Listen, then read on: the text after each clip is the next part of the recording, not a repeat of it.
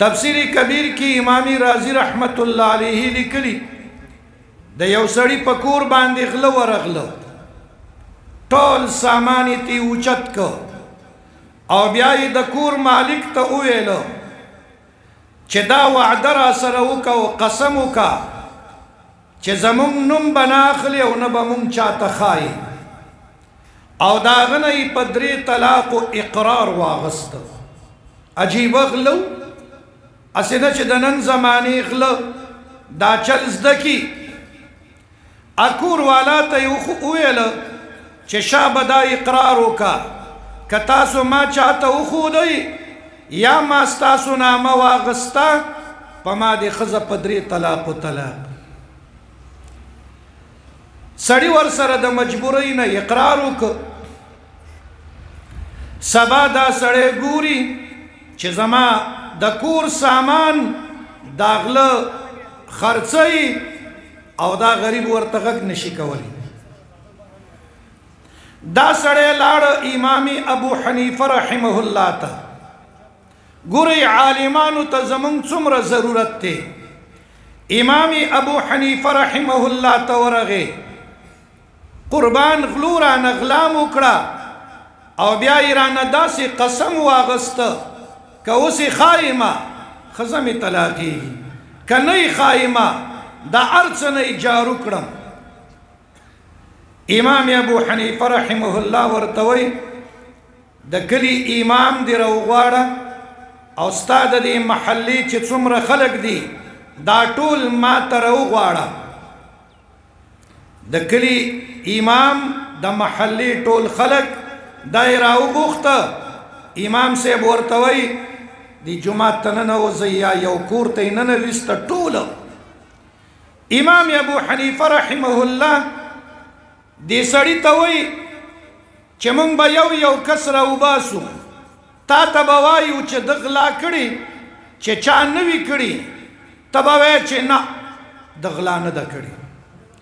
کله چې هغه غله راشي چې کله په دروازه راوځي او تا ته موږ ووایو چې ده غلا کړې ده ته به خاموش بس دا به نه وی چې یې کړي یې نه ده کړي.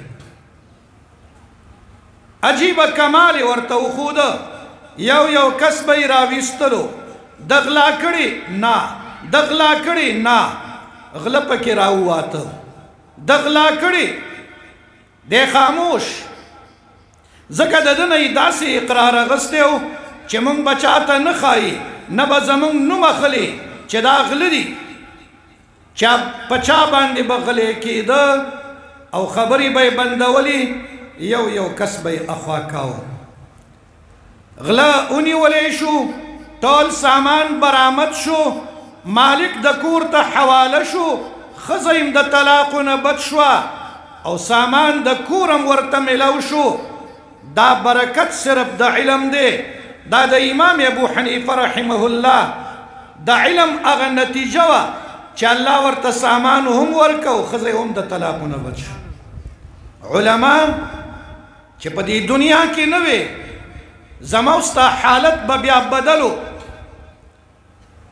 ولې چې د عیسی علیه السلام او د نبی علیه السلام په منځ کې زمانه د فترت وه وحی بنده شوې وه د جهالت تورې تیارې وي او خلکو په لوی ظلمونو کې اخته شوي وو. وجه دا وه چې پیغمبران نه وو. دا علما د پیغمبرانو وارثان دي. که دا په دې امت کې نه وي امت به خوار او ذلیل و.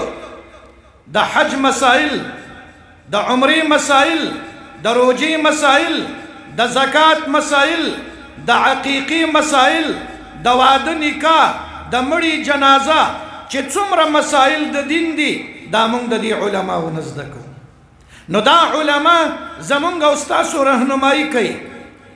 زما صفت به څه یو د علماو رب العالمین په قرآن کریم کې د خپلو کلام په ژبه باندې الله د علماو صفت کړي. شهد الله انه لا اله الا هو والملائکة وأولو العلم قائما بالقسط لا اله الا هو العزيز الحكيم. الله په خپل توحید باندې درې شهادتونه ذکر کوي د الله نه سوا بل څوک حقدار د بندګۍ شته نه دی. دا خو یو دعوه ده، په دې باندې ګواهان الله وی زه ګوایم، زما ملایکی گواه دي.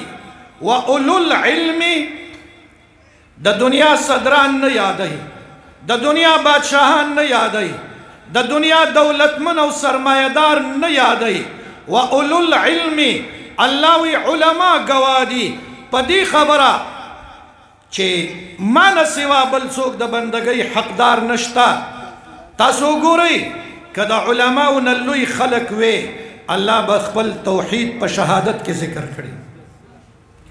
کله الله وی قل کفا بالله شهیدا بیني وبینکم ومن عنده علم الكتاب. اے پیغمبره دې خلکو ته ووایه که تاسو زما په نبوت گواهی نه کوئ، الله گواه دی. بیني وبینکم زما او ستاسو منځ کې. ومن هغه څوک گواه دی عنده علم الكتاب چې هغه سره علم د کتاب دی. علماء سره د کتاب علم دی. الله یې د پیغمبر علیه السلام پر رسالت په گواهی کې پیش کوي. قل کفا بالله شهیدا. نو چې الله د خپل توحید په شهادت کې، د نبی علیه السلام پر رسالت په شهادت کې علما ذکر کوي، نو د دوی نه لوی خلق نور نشته.